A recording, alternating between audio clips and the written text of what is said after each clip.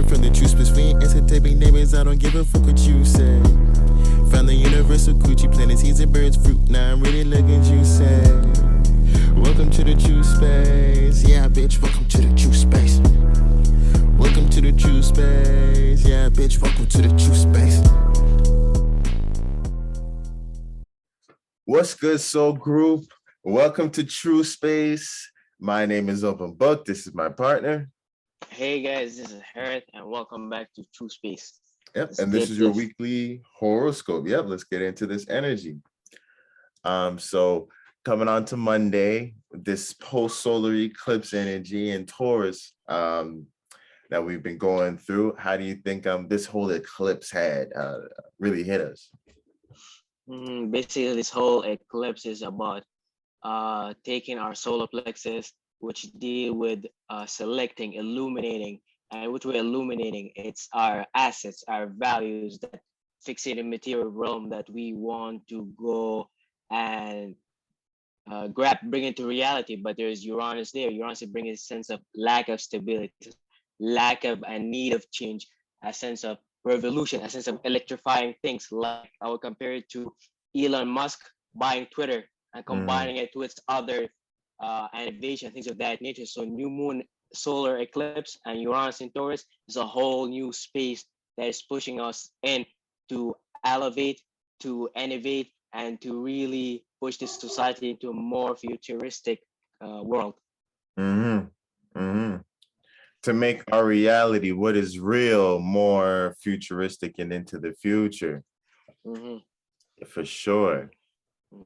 For sure. Uranus there really adds to the electrifying stuff with the eclipse energy already, with the North Node being right there is giving birth to such fresh newness that could be very uncomfortable and new. Look at how people were reacting to Elon Musk taking over on all sides and all perspectives. We don't know how things are going to transition in from now, you know. It could potentially be one way, it could potentially it's just a whole different direction things are going in, and it's new and it's interesting and it's uncomfortable, where you don't really know what's going to happen, but you know that changes are going on that are going to affect everything on a grand level.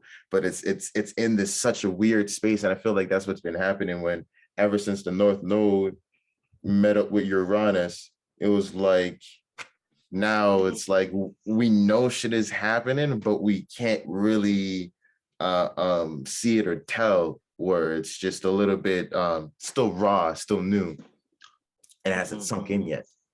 100%. Yeah, and this is a whole new upgrade just to prepare us for Pluto going towards which is a whole new transformation for our nervous system, our mind, things of that nature. But first, Uranus got to plug in this energetic sense into our hormonal system, our physical body, so it stabilizes, so it prepares it to plug it into a higher type of energy. So you see how our physical body capacity is being really expanding, because Pluto being in Capricorn is causing a lot of us to run around, work 2 more jobs and things of that nature, work a lot of hours, all the way to the point some of us knees are hurting, our skeleton system is tight, our muscular system is tight, and things of that nature. And we're being really pushed to that limit. With the Uranus being debilitated in Taurus, we could feel the effect of fatigue in that sense. Yeah, real shit on that, how it's really forcing that us having to operate on a higher octave because of us going through that. It's like a switch has to go on in our mind for us to continue to operate on that level, or we're gonna have to increase efficiency in the way that we're doing things, or else we would be able to run out of that energy. So it's kind of like that crossroads where are you going to take the steps to, you know, operate at a higher level, or are you going to keep on struggling at this low level? 100%. And then Pluto in Cap is trining the moon, and you're kind of already touching about that in the later degrees of Taurus. So they come into a trine with Pluto and Cap. So you're right, you know, all of this newness and freshness, as everybody's been working and focusing on their role that they're playing in society and watching all of that change and just the fabric of society change in general, we're seeing a lot of opportunities for this raw, fresh newness. Even though, remember, this is God's way with the North Node. So you're getting peep the synchronicities. You're getting synchronicities that are nudging you into the direction that you're supposed to go into. It may not be familiar in the direction that you're being pointed in, and this what accounts for that raw energy. But Pluto and Cap is really giving you that trine to really make the transformations that are necessary, because you're already on that vibe. You already knew that you had to change how you organized yourself on a public level, that you had a better structure, a better blueprint. And so when you're seeing this new product come into, you know, the market, and you already designed a better blueprint of running a business, you're in a position to capitalize on its value and you know, take it to market. So Pluto is gonna really give you his gift if you decided to take a big ass change during the whole new transition from Uranus and the North Node in Taurus. Because if you didn't make the change, then Pluto and Capricorn, that trine wouldn't give you any type of good ideas, any type of blessings and things of that nature, because you didn't decide to change, which leads to transformation, death eventually. Yeah. Exactly. So it's a change that you have to make, and Eclipse is giving you the alley-oop. It's a new moon on steroid, essentially. So it puts you in the whole space and you space to make those choices. Yeah, exactly. But then we have Saturn in Aquarius squaring the moon in Taurus post this eclipse. So it's adding in that sense of responsibility, reminding you of the responsibilities that you have to your associations, aka, you know, and your large social groups that you collect with on a larger scale. If you're in Canada, this can even mean you being a Canadian, or you just being a national of your country and stuff like that, down to the responsibilities on that line, or whatever social groups that you may be a part of, whatever political affiliation that you may be a part of. You know, a lot of responsibilities within that spectrum of representing that energy and adding to that that collective pool of knowledge, as this newness is coming out in fixed earth, you know, and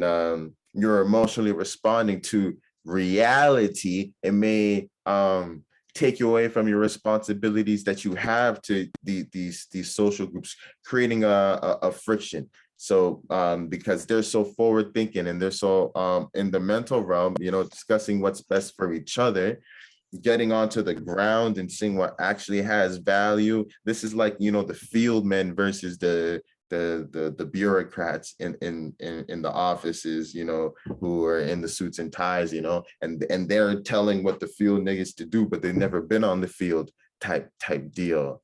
Kind of having that type of energy. 100%. From a medical astrology point of view, this is a whole body being rebuilt through Saturn, structuring, building our nervous system, our brain, our astrocytes, our meridian, which allow energy to flow properly, and things of that nature. And the moon being exalted in Taurus, this is an immune system being exalted or hard working towards our physical body, maintaining our physical body, while Saturn is maintaining our higher mind, essentially, in a sense. But we're gonna have to learn how to bring them together. The better we are at selecting our values, the better we are gonna be at associating. So our sense of values does not take us to places and wrong associates, which gonna take us to the wrong things of that nature.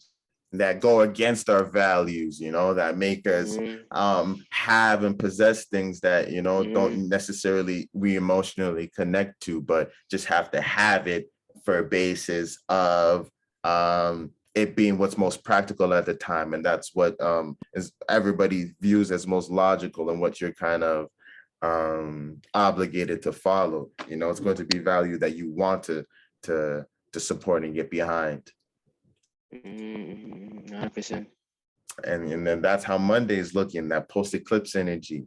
On Tuesday, the moon is moving into Gemini, making a conjunction with Mercury as it comes in the first degrees of Gemini. How do you think this energy will hit us?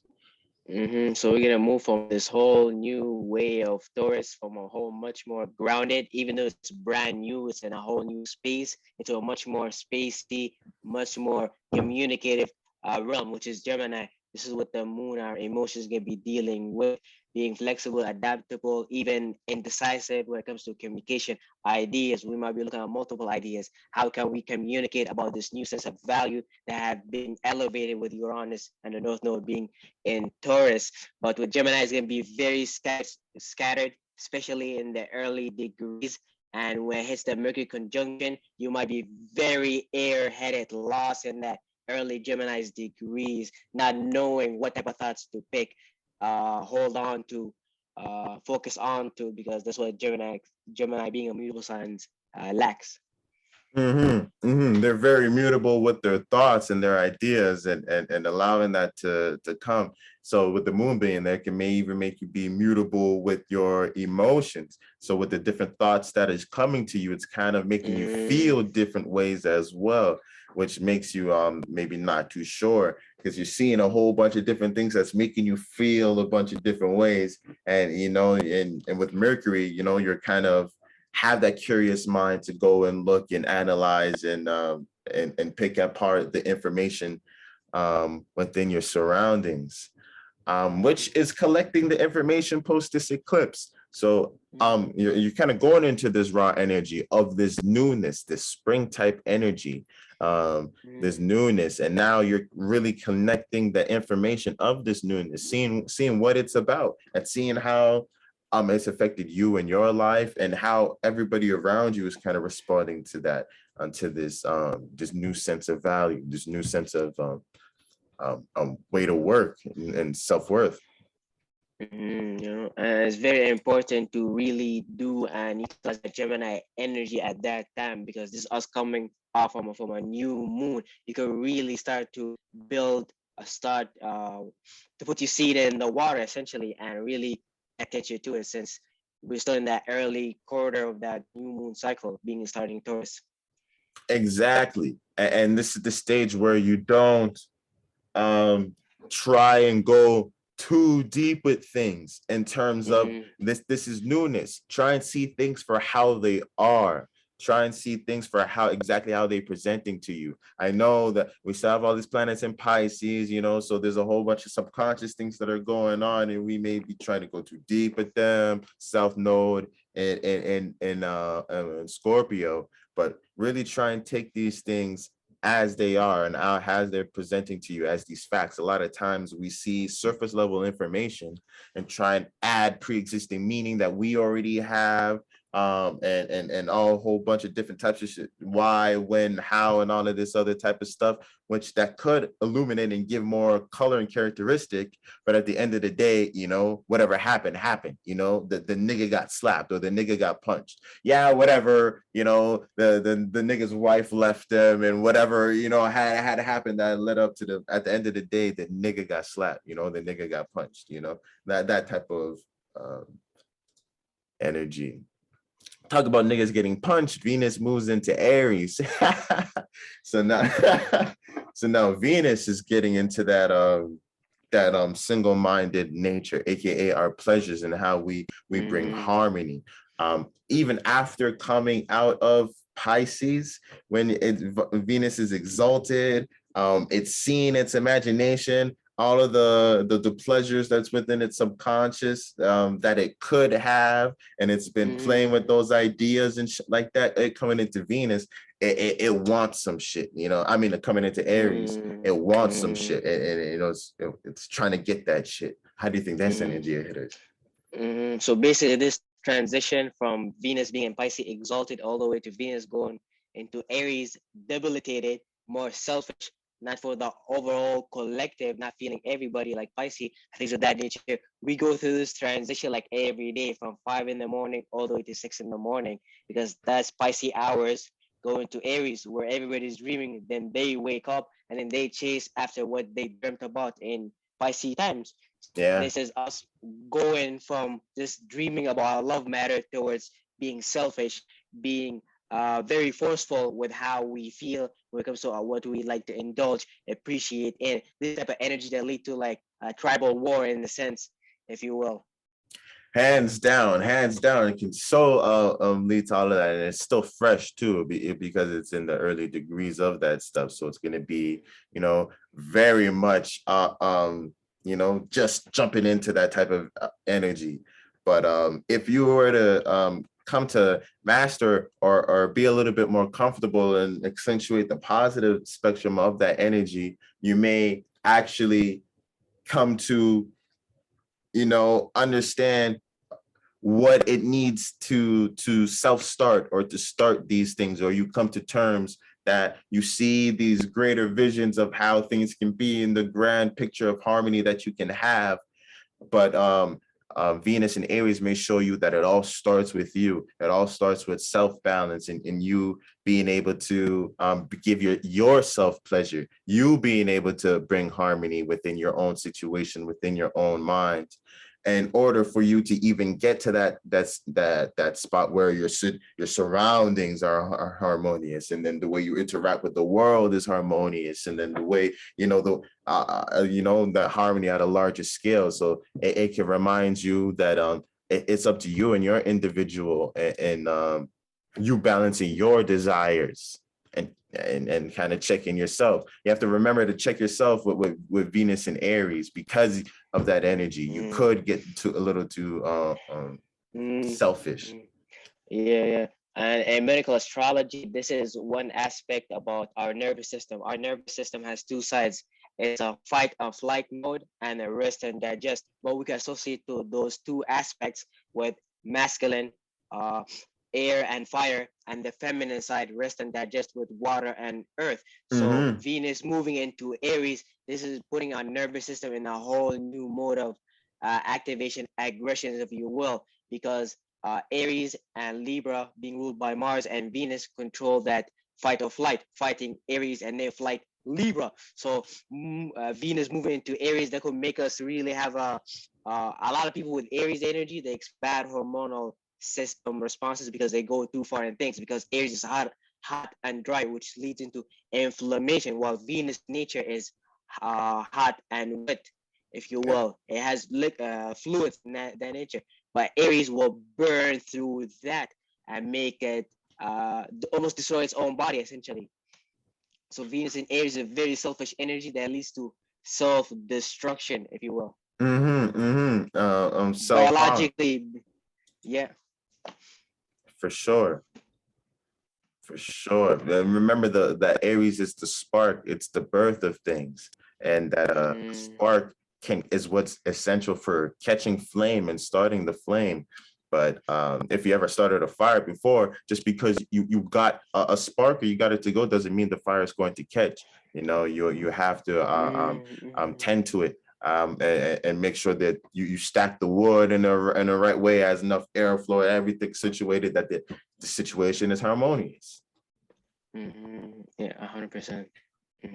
And then Mars is sextiling the Sun and Uranus in Taurus on Tuesday. Heavy Martian energy on Mars Day, Tuesday. How do you think that sextile is going to hit? So our passions and desires, it's in basically what we call the behind the scene realm, the Pisces realm, where we paying attention to our dreams, illusion, giving meaning, reasoning to different things, and Pisces scatter. We're feeling all type of things. We didn't know what to attack, what to be passionate about, and what to avoid, and things of that nature. It's still part of our whole subconscious training since Neptune went into Pisces, which allowed us to start this whole spiritual journey. So as Jupiter, the Sun, Mercury all went through this Pisces transition, is making us more able to utilize our subconscious mind, able better at visualization, lucid dreaming, astral projecting, and things of that nature. So Mars going Mars sextiling the sun and Uranus in Taurus, that's allowing us a better position to be aggressive about certain dreams and illusions that we desire, because at some point everybody had to be aggressive about a certain dream, a desire that they wanted to bring into reality, since it's mutable water, but that sextile with the earth nature is going to allow us to create a yin formation and bring it into reality.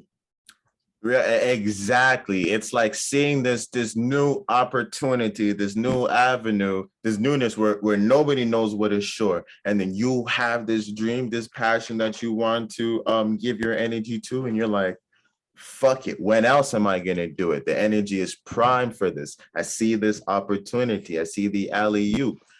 Nobody knows what has value anymore. These old traditions are going through a sudden change. You're honest, and I'm seeing that with the sun there. So let me take my passions of my dreams and my subconscious desires, and fuck it, let me go for it. Let me expend my energy into this direction and see what can manifest from this. So you may really see where you can be expending your energy on this Tuesday, especially with all of this Martian energy, and where your passions lie, and how you can use the climate of what's going on now to go for those passions and see that avenue that they can be expressed in.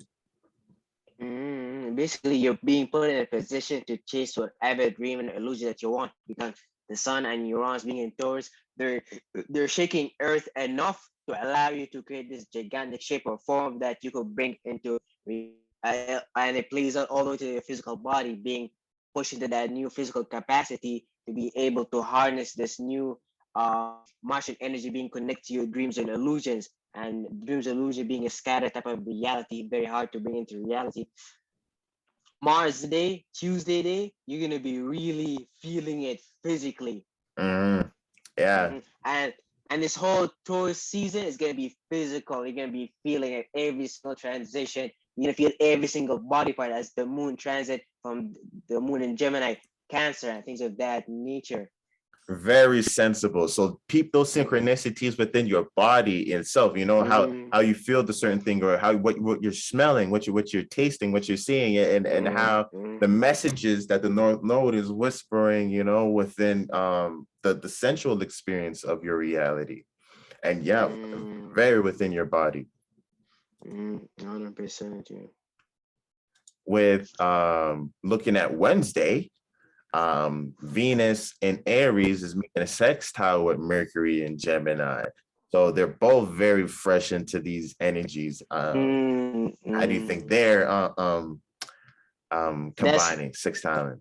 This is heavy spring energy, just for the sake of birth, just for the sake of entertaining and new ideas, as Venus is allowing us to be a little bit more aggressive about this vision, this imagination. And Mercury in Gemini is allowing us to take it, this cardinal fire, and mutate around, play with it, communicate it, argue about it, analyze it, learn how to inhale it using our respiratory system, learn how to combine our nervous system and our breathing system capacity together. So it's a quiet birth energy, allowing you to really go about birthing this whatever things you want to desire.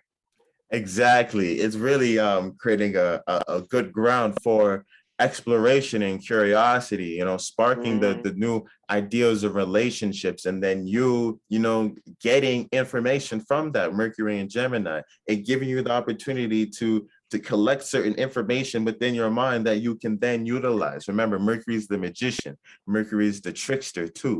It's sextiling with Venus and Aries in its fall, when it's a little bit more selfish. The trickster teaming up with this. These are the younger siblings coming up with some mischief together. So it's that's how it's can really play out. So definitely watch. You may see people trying to get into relationships with you, or certain relationships, not even necessarily on a romantic level, but on all different levels of connection, just for the sake of collecting information. Or it may seem light, and don't take offense to those things, or don't Take it to heart, allow yourself to view things from that lighter perspective, because all these experiences are merely providing information to you on how humans are, how you can interact, and how people respond to you, and on all that type of level. All your relationships and interactions are a source of information for you to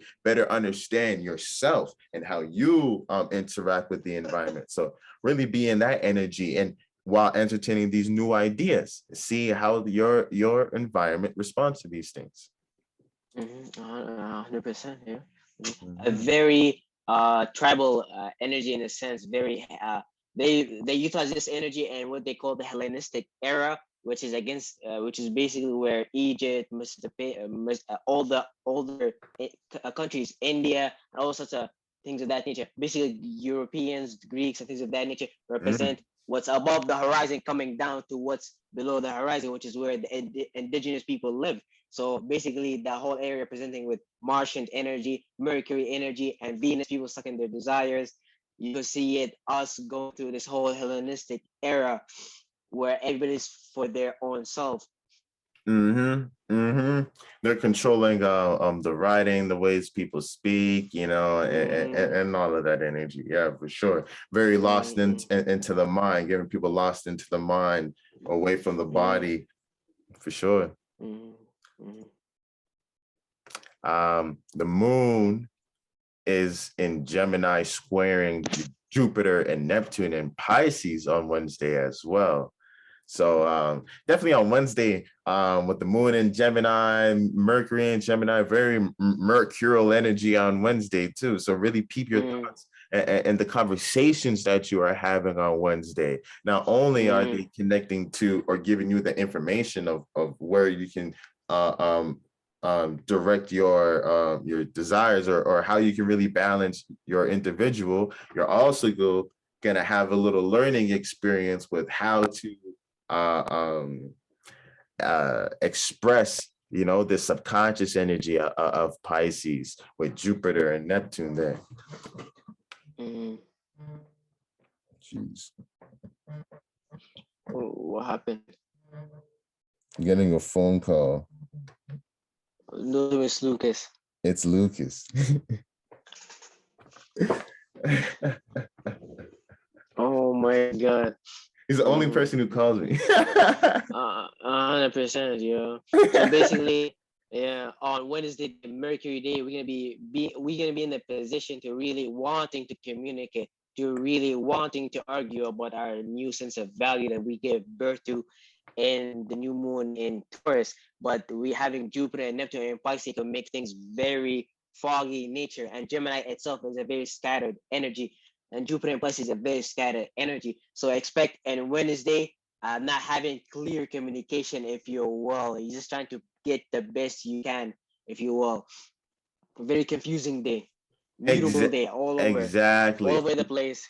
What we're trying to communicate and all of that type of stuff, but especially with Jupiter and Neptune, you're in Pisces, you're very influenced, where you are directing your spiritual energy and your broader perspectives, and drawing meaning and wisdom from your experiences and your beliefs are all playing a heavy role in the subconscious pool that we are all in, aka you're very influenced within these areas, very connected to your environment and what's going on within these areas. So as you're trying to bring it to the surface level and just explain the facts of these beliefs, just explain the facts of what you're trying to expand, it kind of, that's where the confusion comes from. There's kind of that lack. So where you can't really see it, like how I explained Pisces, it being like the mist, you know what I mean? As you start talking air, you're already blowing apart the mist and type things, because you're trying to logically analyze like an energy. So it's going to be hard. It's going to be like a gust of wind blowing that illusion that you're trying to show, or that vision that you're trying to share. But just exercising that lets you know It's the learning experience. What were illusions, whether what was real and what's not was real, and kind of help you navigate that spectrum of how to communicate these things. You need to try and bring these into words, try and bring them into the surface. Anyways, so it's like exercising that. 100%. Looking at Thursday, the moon moves into Cancer. And as the moon moves into Cancer, it makes a trine with Mars and Pisces. How do you think this energy hits us?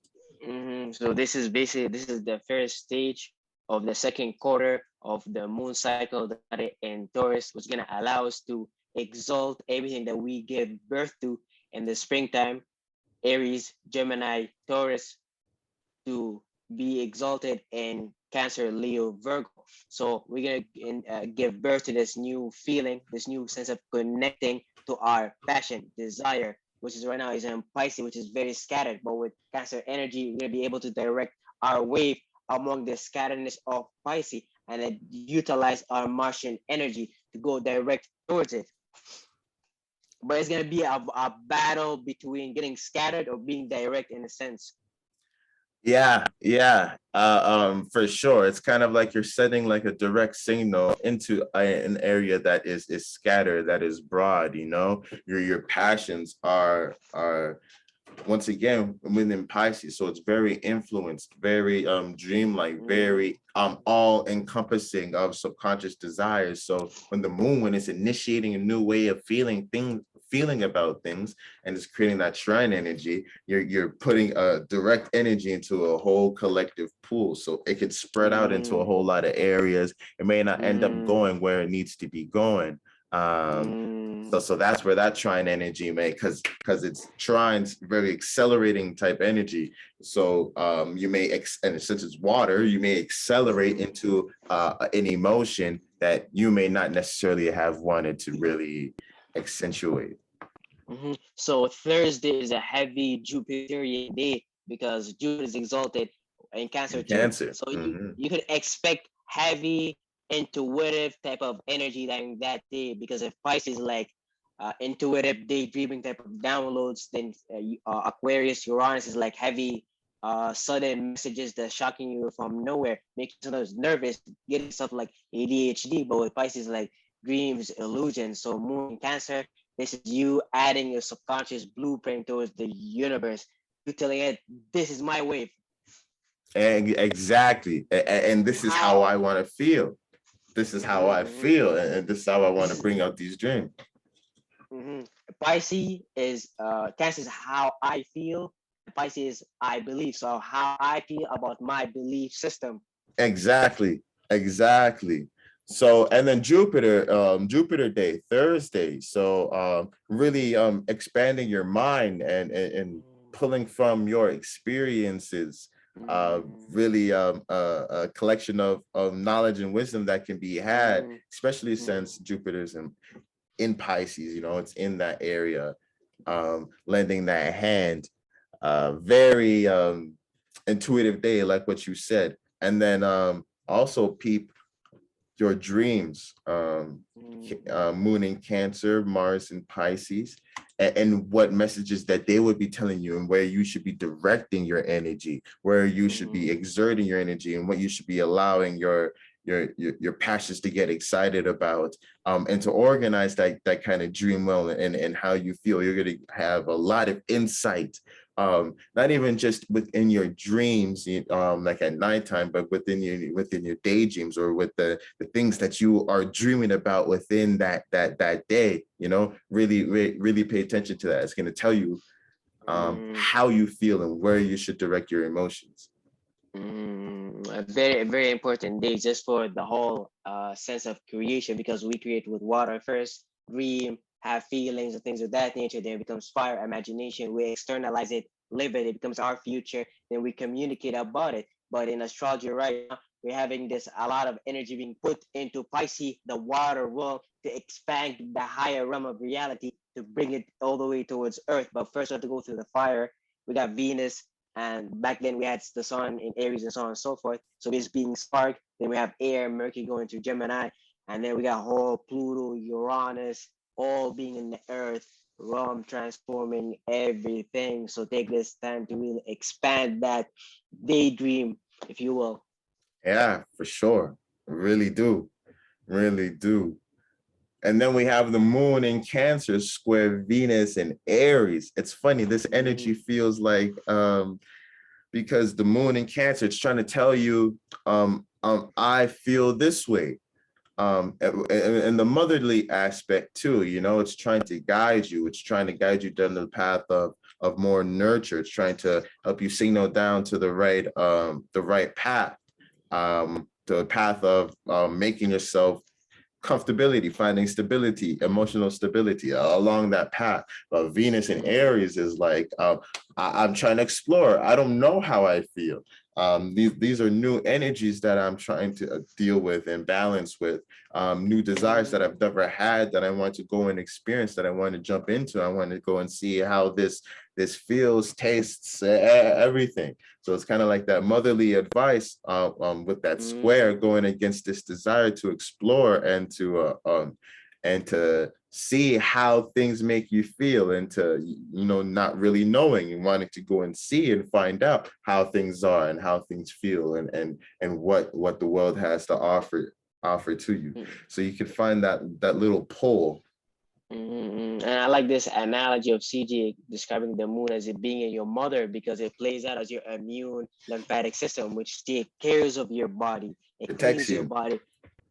It cleanses your body. But Venus being in Aries, this is our hormonal system, being in a very hot and dry area that will make it have a lack of stability, a lack of stability, a lot of instability, all the way to us having head problem, nervous system problems. So the moon in Cancer is bringing that whole lymphatic system, immune system aspect to it, trying to make Venus in Cancer to calm down, to cool down, because Venus in Aries will make us really be very fiery and chase after desires that will make us very unstable, if you will.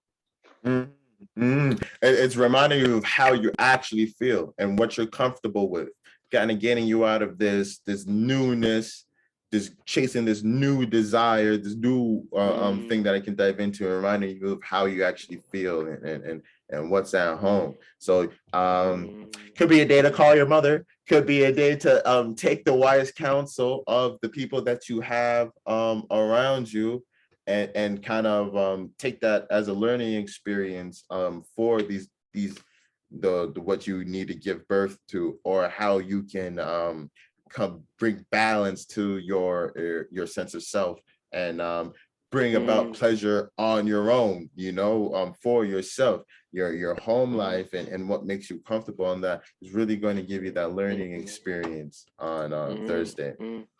So we got this nice balance of fire and water, because fire could make us go outside, externalize, chase after desires, while sometimes the moon in Cancer could play out bad in the sense of that could make us sit back, separate ourselves. Well, because we want to be comfortable, we want to be more introverted as opposed to extroverted, which is fire, which is what I feel like Venus is in Aries making us be like, versus the moon more introverted. So it's giving us this whole balance, figure out what's your nice sweet point, if you will. Yeah, real talk. Looking at Friday, the moon is moving into the later degrees of Cancer, and it's making an opposition to Pluto and Cap. How do you think this energy is hitting us Friday? So basically, our sense of comfortability should be have right now been decided, have been looked at it thoroughly, have been gathered properly, because meeting Pluto and Capricorn, we're meeting grandpa, we're meeting the person who's telling us we're gonna have to go that far out distance, because that's the goal. If we not reach the goal, we can experience the negative side of Pluto and Capricorn. So Pluto and Capricorn allowing us to see our what we need to attack, which is the moon in Cancer. And we better pay attention to Pluto in Capricorn as opposed to putting our feelings always at home, because Pluto in Capricorn is long term versus moon in Cancer, which is how we gonna feel for about 2 days. So that's gonna be very important to go through that checkpoint with Pluto in Cancer, but from the point of view of being up there, Pluto, as opposed to emotion at home. Yeah, real shit. Because with the moon in Cancer, it's gonna really put us in that reflective vibe. So you're really going to be in that self-analyzing thing. That's how you figure out how you feel through that self analysis. So it's kind of letting you know what transformations Pluto is asking for. It's on that reflection, it's letting you know, okay, how do I feel and how comfortable I am. And now since Pluto's over there and I'm reflecting on myself, what do I need for this transformation? What do I need to let go in order, whether it be emotions, reflecting, are these emotions right for me? Do they serve me? Are they do I need to let some emotions go? Did I catch feelings, spark a new way of feeling about something that I don't need to feel or to go through, that's actually going to start to prevent me from making the transformations in society that I need to? So it's really that self-reflecting energy, and to be honest with yourself when you're having these energies, because being honest with yourself and understand that it's within you, because how this all works, it's, especially with the moon. The moon is, like I say, it's your esoteric GPS. It's what you manifest. How you feel is the vibe that you portray, push out. So a lot of the times where the moon is, it's kind of what you attract. It's that magnetism type energy. How the moon pulls the water and stuff like that. The moon kind of pulls, makes you have relationships. So a lot of these things could be played out through people, places, and things in your environment, especially if you're going out and you're interacting with people. So whether it's through people and conversations that makes you have this reflection, you have to understand that grandpa's at the basis of it, that it's really Pluto showing you your vulnerabilities, showing you the areas that you are maybe clinging to comfort a little bit too much. I feel like for Cancer to come into their full power, they have to learn to be comfortable with the uncomfortable. Then they can do whatever. Then Cancer is super ultra powerful. So that's how you deal with that Cancerian energy. So understand that Pluto's serious. So as you reflect, know that it's serious. So these changes that need to be made, you look at them with a more stern sense, and not be rejected because they had hurt your feelings, or you allow yourself to catch feelings. Know that this is a serious matter, and don't let your emotions to get in between the transformations that you need to make.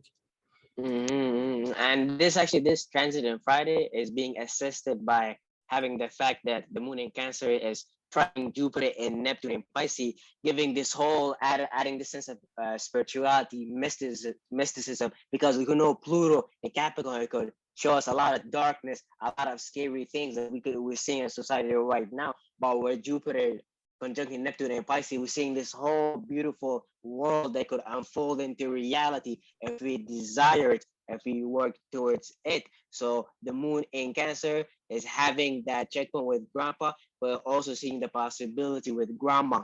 Yeah, hands and the down. drunk auntie. And the drunk auntie, yeah, real talk. They're letting you know that you have to grandpa's letting you know that you have to make this transformation, that you have to do this. But grandma and your drunk ass auntie is letting you know that it's your belief in yourself, and where you direct your spiritual energy, and then how you deal with exterior influences and how you direct that into what you do. It's what's really going to give you that power, that stability, allow you to be comfortable in the uncomfortable.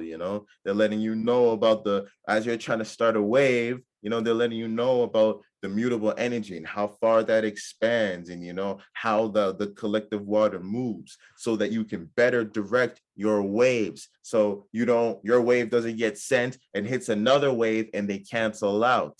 Your wave hits and adds to another wave, and now you're part of a bigger wave of energy, And then grandpa can't say shit. It's like, oh shit, it's like, you when did you learn to go and do this? It's doing the same thing, but the way you went and did it was more connected to your subconscious, was more true to you and to who you were on a deeper level than what you're trying to present yourself as on a public stage. And it's basically the more you can put yourself in that whole this energy, the more you can avoid the South Node being in Scorpio. Because the South Node in Scorpio is, I feel like I would describe it to like us looking back towards the dark ages where everybody were asleep, where everybody knew nothing about reality. So we're seeing the dark ages behind us, the South Node in Scorpio. I think we're seeing the transiting point of destroying the infrastructure, Pluto and Capricorn, but then imagining Jupiter and Neptune, this new realm of reality. But down here we got Uranus and Taurus destabilizing everything. So we're getting this whole, we see these different timelines with all these different stargates that are opening all type of crazy possibility. So and Friday, even though Friday is having a fun day, it's a very having a fun day in a very serious spiritual way, if you will. Yeah, exactly. It's very revealing into how you feel and how you're supposed to feel and where you should be directing your emotions. 100%, 100%. And that what Cancer teaches Pisces sometimes, yo. But this is also what Pisces teaches Cancer not to be so serious and direct. And sometimes Cancers, they don't understand that they make people, everybody around them feel uncomfortable because they try to control the comfortability level of the entire room. So that's how the wave backfires sometimes at them. And this is what Pisces is trying to tell them. But then Cancer is trying to tell Pisces, you have to decide how you feel, as opposed to being so lost out there. I look at you sometimes as a friend or a snake. So, but Pisces is like, I just want to relate. Yeah, exactly. Yeah, that's real shit. That's real shit. And that what gives Pisces the whole sense of spirituality and mysticism. Is the better you are relating, you're in a higher part of this water, if you will, as opposed to being Scorpio. Scorpio is like the bottom, dense aspect of the water. That's why they're ruled by Mars. It's about your desire, your personal desires that's behind the scene. And Pisces is about the whole collective. And Cancer is at that early beginning of the wave, if you will. Exactly. That's why Pisces kind of represents divinity. It's the accumulation of everything, how everything connects with one another. So that's why. And in the winter, the dead of winter, the coldness where it's dark, and all of that type of stuff. That's how you know God is in the darkness. It created the something out of the nothing, out of the absence of. And this is exactly what they say in the Bible. God's spirit was hovering over the deep waters. Yeah. And then he said, let there be light. That's Aries. Exalting the light. Yeah, hands down. That's the whole transit back then. And right now we're having Venus in Aries too. So like, always remember that. That's facts. Looking at Saturday, the moon is moving into Leo now, and Leo is making a trine with Venus in Aries. How do you think this energy is hitting us? Wow, so basically this is us going from a much more seclusive type of energy, since the moon in Cancer is all about comfortability. The moon in Leo is all about being a bit more aggressive, a bit more playful, entertaining, but aggressive. This is how fixed signs could manifest better than cardinal signs. Leo being Neptune being naturally exalted in Leo. Leo is not a serious fire sign like Aries, having the Pluto exaltation, which make them very overwhelming towards people. And the moon in Leo is basically the possibility of opening the stage emotionally, because right now your passions and desires are really being pushed to the realm of chasing your what you love, what you want to fight for, and things of that nature. So your emotion is preparing the stage, while Venus in Aries is preparing these desires being correlated properly through your love matters. Exactly. To put it in perspective, maybe it's even where the moon in Cancer is embodying more of the mother side of the parental energy, and then the moon in Leo's more of the father side of that parental energy. Whereas maybe the father is a little bit more playful, as the mother wants has more of a gravitational pull, wants her to or influence on her water at least, and wants to show her how to direct her Venus, how to direct the water, aka not let what really matters and what they really feel for and what really matters, to kind of ground them into home, that basic motherly training. And then it goes into this more explorative things, because once you have your home, right, your foundation, now when you go out, you hold that foundation, but you go and see how you can enjoy yourself out in the world. You go and expand and start to shine out your light. After you understand how you feel, you go and start seeing creatively expressing that how you feel. And then so it's allowing you to be more playful, aka like what I was saying before with the mom checking Venus, the little daughter of wanting to go and experience everything.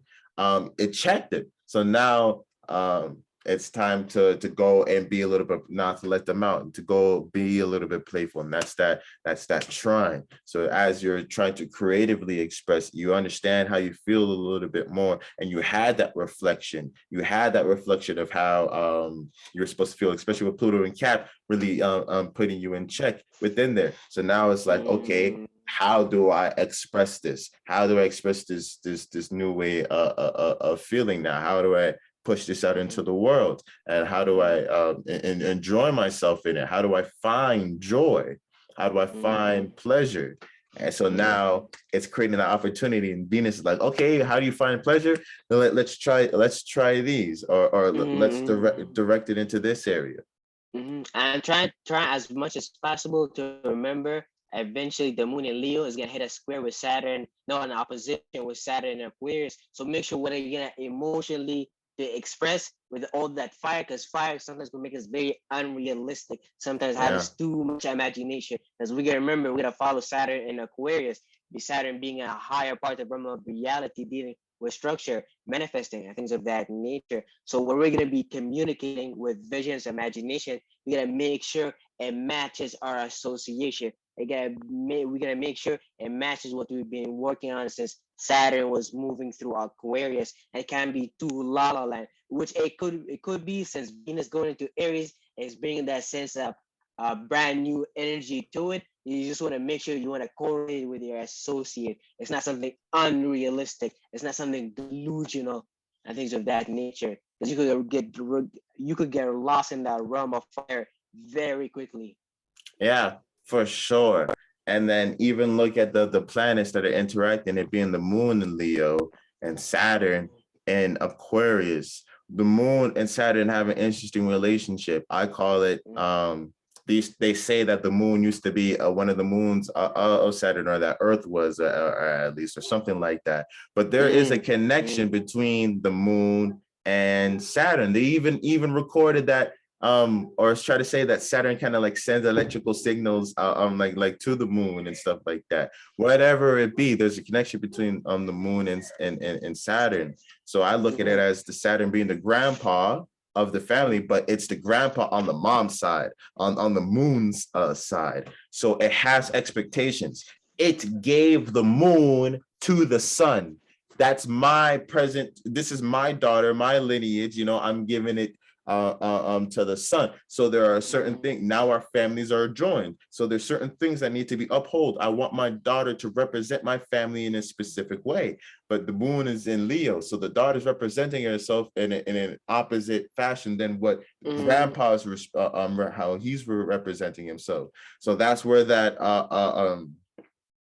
conflict can kind of arise. But just that's what you're saying. Make sure it connects with your associates. Make sure it's logical. Make sure there's just practicality to it. But because a lot of times, remember, oppositions are not necessarily always opposing pieces. Sometimes they're the perfect match. So as you're creatively expressing yourself, if you're really honest in the expression that you're are putting out, keeping it true to you and how you see things, being real with those emotions, then it'll be measurable. It'll be logical. You'll be able to analyze it and find the truth in it with the Saturn and Aquarius type thing. Yeah, if there will be practicality within it. If it's the pure side of Leo energy, it'll better intermingle with the pure side of Aquarius energy, and then you can really get things going. And Saturn and the moon, they have a heavy biological relationship, and that's because our bone marrow, which is a part of our immune system, is within our bones. It's Yeah. within Saturn. This is why the moon is debilitated. And Capricorn, debilitation just means it's hidden. The moon is hidden, like just like the immune cells, how they're hidden, and in the skeleton system. So when our immune system starts to get weakened, sometimes our body could utilize the immune cells within the bone marrow of Capricorn to rebuild itself.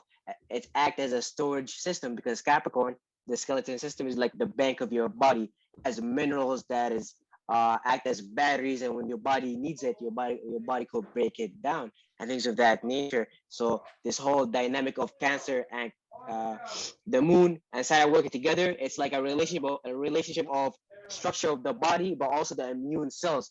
Do I want to make my body too hard, which lead to stiffness and eventually immune system dysfunctioning because I'm becoming too tight, so I can't release waste.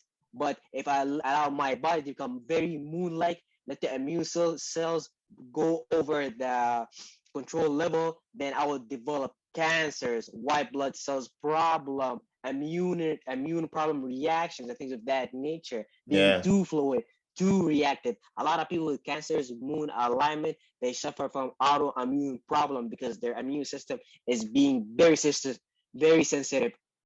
It reacts too much, things of that nature, and that's Yeah. how it affects your blood cells. So your blood cells being Leo, the fifth house, is right beside there. So cancers, they share the same problems as Leo because every zodiac signs, depending where they are in the zodiac wheel, they share the problem of what's beside them.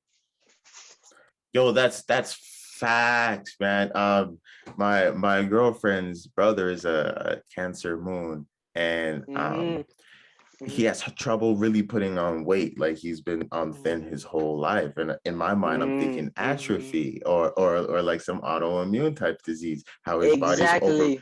overreacting. And not to mention that Mm-hmm. he'd be eating soy and stuff like that. So Mm-hmm. further adding to the and the atrophy. moon and the moon is exalted where in towards the second house, and what our body, our hormonal system. So him having an immune system problem means automatically has a hormonal system problem, which lead to him having a dysfunction on the skeleton system level. So that's a very interesting way. But also you gotta remember this: people with cancer energy, as they get older, they get more sicker because we start at home and then we get older. But people who are born as Capricorn, when they were young, they're very sick. But as they get older, they get more healthier. Cancers is the other way around. As they get older, they become more sicker.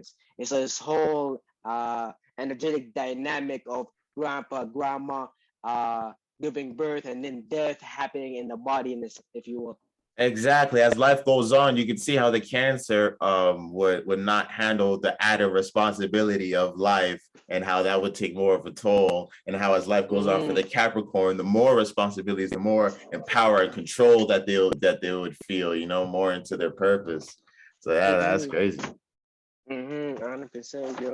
And President Theodore Roosevelt had Saturn in Cancer, and this guy lost his basically died of cancer essentially because Saturn is debilitation of the immune system, and not only that, him being having heavy Aquarius energy, and led him to losing his ability to walk because our brain and nervous system allows us to feel our different body parts to utilize them, but him having Saturn in Aquarius, it debilitated his immune system. So then his energetic sense, he lost connecting to it. So he lost his legs. He no longer was able to walk. Walk.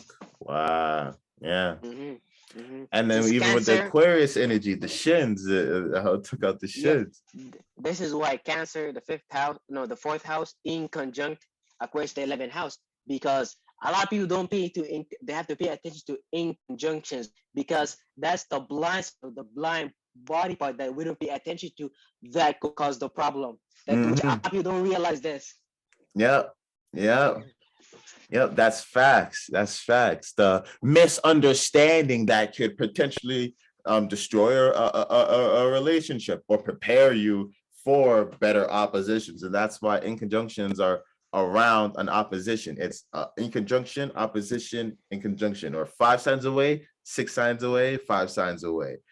So yeah, you're right. It's like that in that showing you that opposition energy or preparing you to be able to deal with trials and tribulations. And if you ignore the preparations, it's just straight opposition, you know, it's just straight confrontation. 100%. 100%. So later on Saturday, the moon in Leo is making a sextile with Mercury and Gemini. How do you think this energy will hit us? So this is basically us taking everything that we've been building with our communicative ability, our ability to think, since the Mercury was in Pisces, but now Mercury in Gemini is having the ability to breathe out, to externalize what's inside our subconscious mind.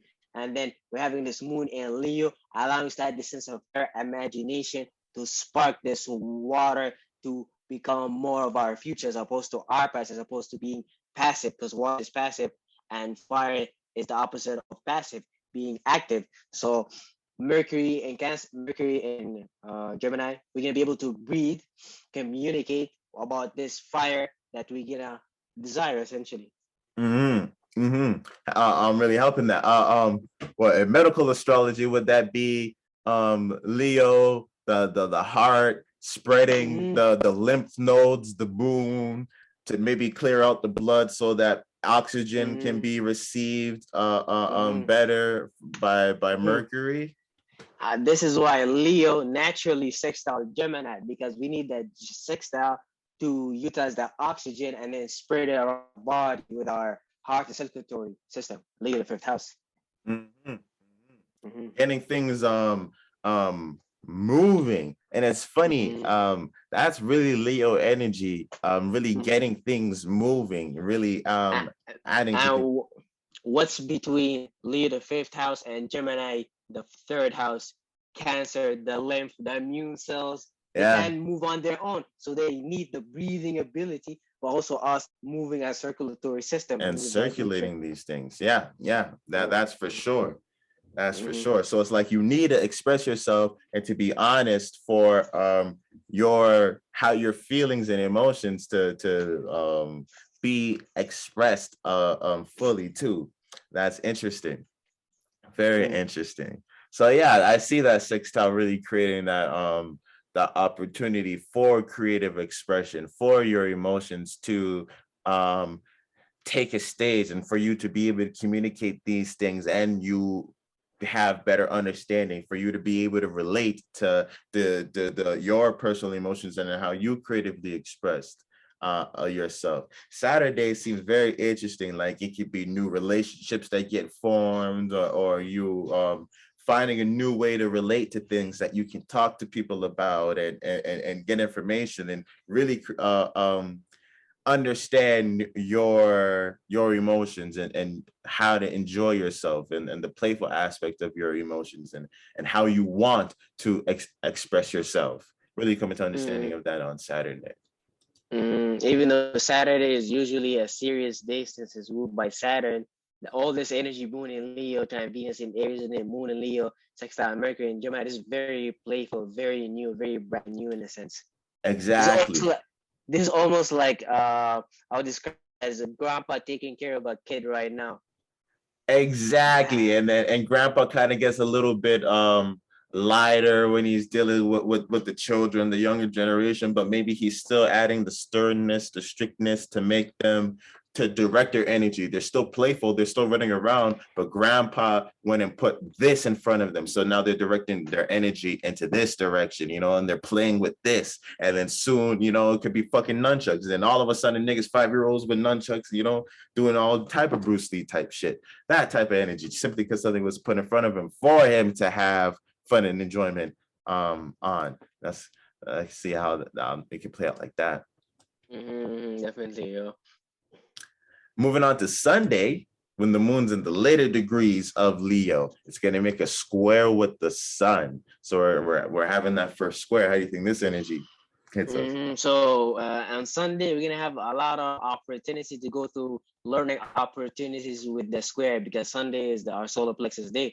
And this is where we're supposed to practice our creativity. But we're going to be emotionally just expressing our vision, our imagination, what we want to manifest. It depends if it matches what's going on with the Saturn in Aquarius opposition. This is why we're gonna have to this square with the Sun in Taurus to make sure that what we're gonna express, it deals with our values. It's not something la la land. It's not something just a drama type of energy, because that's what Leo energy could lead into. It's a practical, it's grounded, it makes sense, it's something we value. It's not something just entertaining, something we're just having sex with for a while. Fifth house type of energy, going to the beach, enjoying ourselves. It gotta be connected to our new sense of value that have been elevated with Uranus in the North Node and Taurus. So this is going to be a very important stage between those fixed signs that deal with manifestation, because fixed signs have a hard time working together. Yeah, facts. This is like finding a way to have fun at work. This is like a finding a way to incorporate your creativity and how you produce work at a steady level. And then yeah, you're right. Uranus is calling us to have this higher octave, you know, so of mental processing of what is reality, of what is real, and of what has value. So we may have new ideas and connections on a broader scale to help us with this gaining this playful perspective, or challenging us on to find that creative outlook. You know, the moon's telling us, you know, all of this work needs to be done, you know, and we need to operate at a higher level, on a higher octave. You need to find a way to have fun with it, you know, have to have a vision that you can focus on, so that it allows you to transfer your emotions into this work, allows you to put your emotions into this work and find some type of enjoyment.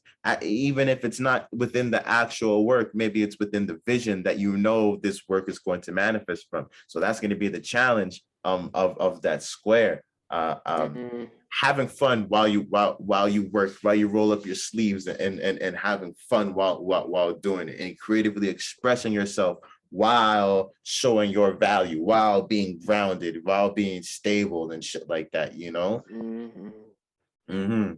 Yeah, that's gonna be very hard, considering that we're gonna be experiencing the whole in conjunction Mars and Pisces, because our passions and desires are very scattered, but our emotional nature is a very fixed area ready to express. But that in conjunction is like, hey, I'm seeing this, but I don't know how to approach it. I don't know how to go about it. This whole new in conjunction is making me very confused, because they could decide and fix it and even play out the energy of being stubborn or being too determined, or they don't listen. But Pisces, the issue with Pisces energy is making us very scattered. So the in conjunction is exemplifying this whole aspect of mutability. We don't know how to approach this scatteredness. We're not too sure. We're gonna have to really wait for something like the moon in Capricorn to really know how to approach it. Yeah, that's facts, because you can even look at the signs as Aries to Cancer would be the more individual signs. Leo to Scorpio are the social signs. Sag to Pisces are the collective signs. So you can see how Leo is like the first stage of bringing this into the social stage, of trying to express these things, to show these things externally. But then Mars is in Pisces, where it's like already in that collective energy. So you could see the in conjunction, this new energy that you're trying to go and show.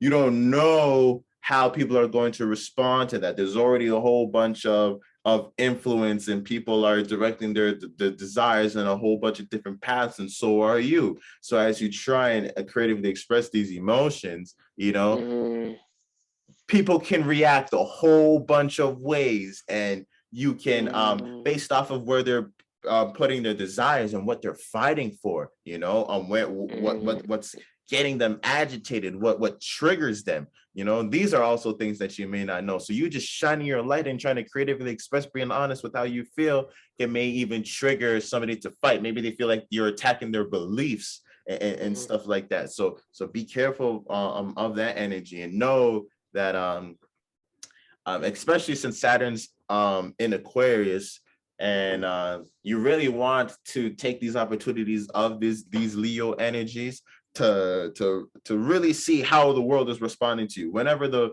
moon's in Leo, especially with Saturn in with Aquarius right now, that's going to give you some insight on how the world at large is responding to you. Because it could reject you or let you in. It's either yes or no, depending upon which side of the moon energy you're gonna be in. Are you too self-centered, or are you associating that as that sense of being sometimes a narcissist? As long as you narcissist towards Saturn Aquarius, it's all good. But if you narcissist towards yourself, then it's not gonna work out for you.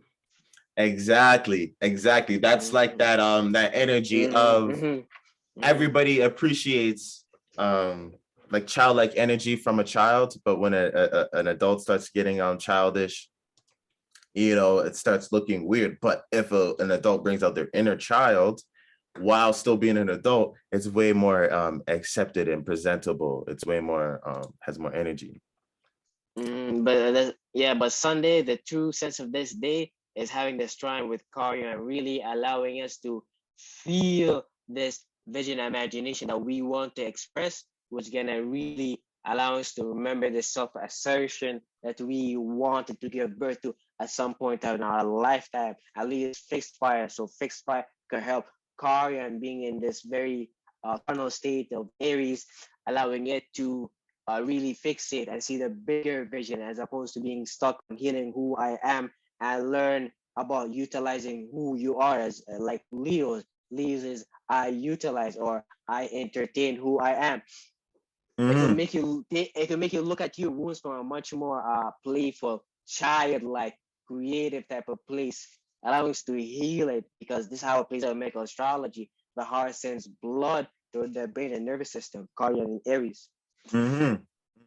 It can give you a way of really seeing that and show you how you should see that experience of you healing the individual, of you knowing how to heal the individual. You know, it's going to help you see the lessons out into the world and actually utilize them and act them out and see how it was caused within you, and start really putting the pieces together of how you can heal the individual. And because the energy is you know, fixating on how you see things. 100%, yeah. So definitely trying to spark something, but Saturn in Aquarius could really go against you in terms of not reflecting that solar plexus energy of yours. And then you're rejecting you, making you feel sad and depressed. Now you want to go back, and then you're gonna jump on the negative side of Cardian in Aries. The wound, that rejection, you're running away. Yeah, make you bring out the lone wolf as you're trying to honestly express yourself. Yeah, the world is like, oh, that's not practical. What the fuck are you doing? Yeah, you're being too childish and shit like that. Nobody wants to see that shit. This is why before the moon went to Leo, the moon went to Cancer, and had that opposition with Pluto and Capricorn, making sure that what you do is gonna be practical. It makes sense. So when it hits that opposition with the moon in Leo, and then it's Saturn in Aries, Saturn in Aquarius, you could externalize that Saturn, those ability to create association groups and things of that nature. You're not lost. It was still ahead of time. Yeah, real talk. It's all preparing and all leading up. Cancer and Leo being the younger children, having a very childlike personality, are being checked by Capricorn and Aquarius. The collective, yeah, for sure. The budding, and that's like Cancer and Leo's like really starting to bring it out into the collective or into the social sphere, and then Capricorn Aquarius is like the gatekeepers, you know, be like, oh no, this can't come up here. This can't come up here. Like no further. It stays there. It's very important to always keep in mind and look at things from the higher part of the Kabbalah tree, Neptune, Pluto, and then Uranus, and then look down here when the sun, the moon, which are moving much more faster. And this is going to be just for the week, for the month, for the year, while remembering what's happening for the entire generation. Because that's how you go through like generational type of moving essentially and surviving your generation, if you will. Exactly. It's kind of like a filter, you know, like the generational, all the personal planets go through the filter of the generational planets. Like they set the tone, and then we see through it through the personal interactions that we have and stuff like that. And a great example is Pluto in Scorpio generation. If you lived in America, you felt about it. This whole AIDS, crack epidemic, crack and things of that. This whole darkness. And you could talk till this day, talk to people from America, and they will tell you, "Oh yeah, my parents were crackers, or they died of AIDS and things of that nature." I had this one client that she told me that her father died of AIDS, and she also had a Pluto in Scorpio too. So, which was kind of crazy. That is crazy. That is crazy. Damn. And 100%, yeah. So if you could survive this Pluto and Sagittarius, Uranus and Taurus, you're a legend, yo. Yeah, real shit. Really, the world's gonna be of the Pluto and Sag. Watch, they're either gonna destroy the world, they're gonna be the new world, but they're gonna show us this ascension for sure. Yeah, Pluto and Sag is not easy generation. Like, remember your parents' life, Pluto and Virgo, and you understand. Exactly why they always butting head with the parents. Oh yeah, for sure. For sure.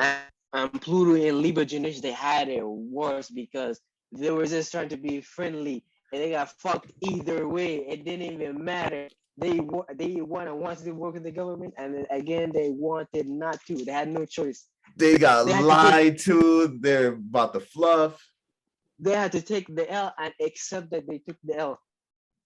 That's real shit. That's real shit. And even look at it. It's funny. Maybe the Pluto and Scorpio generations is the generations, you know, like the 30-year-olds where they started to realize that school wasn't nothing, and maybe they did different things. You know, maybe didn't follow the conventional path. But the Pluto and Libras, they were fed the whole lie. You know, they were told that this food was healthy. They were told that if you go to school, they're just told paralyzed. They're paralyzed, man. 100%. And Pluto in Libra does like George Washington and like his people. Like George Washington was a Pluto in Libra, and you can think about how about everybody in America was just doing their own thing until they came into the Americas, with the United States being a group and a corporation, which led to them eventually creating this whole new realm of reality that they